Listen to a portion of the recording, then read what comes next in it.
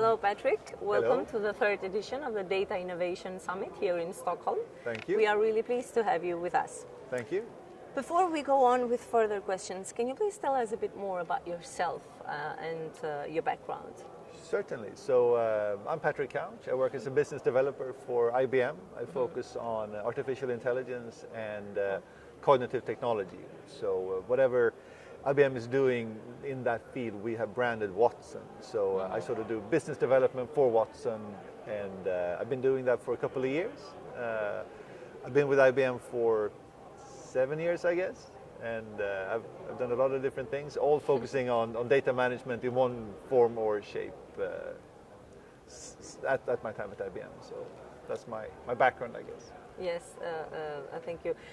You just gave a presentation on applied artificial intelligence in the cognitive era, and what's Watson working on. This is the title of the presentation. So can you please make a short recap of that, just in short? Certainly. So the presentation is basically about how IBM is leveraging artificial intelligence for the benefit of various clients. And IBM has defined the times we're living in as the cognitive era. Basically, we want to say that artificial intelligence is transforming a lot of businesses and a lot of functions in society. So that understanding our current times in that framework gives us a sense of direction. So within that larger area of thinking of our times as the cognitive era, IBM is trying to then apply artificial intelligence in various areas. So I've been talking a little bit about what Watson is doing for industrial clients and so such what things. is Watson working on right now? So Watson is working on trying to amplify or augment various roles. So think of if you are let's say you are a plant manager, you're responsible for the operations of a manufacturing plant, then Watson can help you optimize those operations by simply making it possible for you to leverage information hidden in larger data sets. So Watson can help the plant operator leverage, say, weather data or unstructured data, or you could work with visual recognition algorithms for quality purposes. So there are various ways that Watson can be used for augmenting or amplifying the work that a plant operator does. So that's one example, for instance. Right. And how big part artificial intelligence and cognitive technology play in the creation of the digital strategy? What part does it play in its development?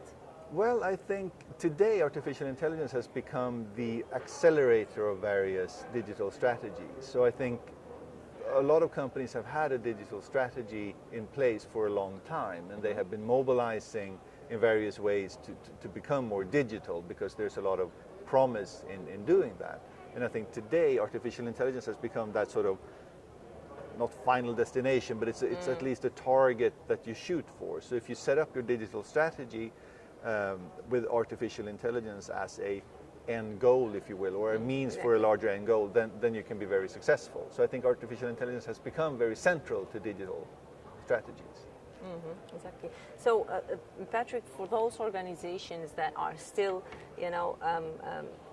have just started this journey, so considering the eye tag, what would be your recommendation for speeding up this process? Where should they start? What should they prioritize?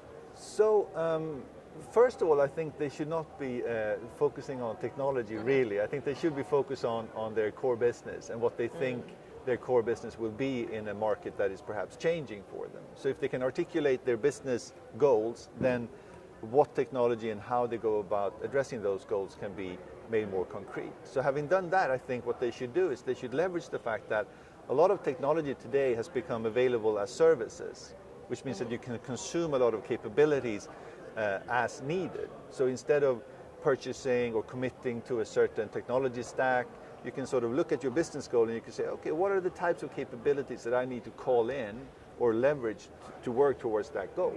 And then that allows you to start very small. So you can just try something very small out, and if that's successful, you can build and build and build, and sort of that will get momentum into your realization of the digital strategy, basically. So looking at I from your point of view, an area of expertise, what can we expect, let's say in the next year? Yes, so predictions are very difficult, and I'm exceedingly poor at them. But I think, Are we going high?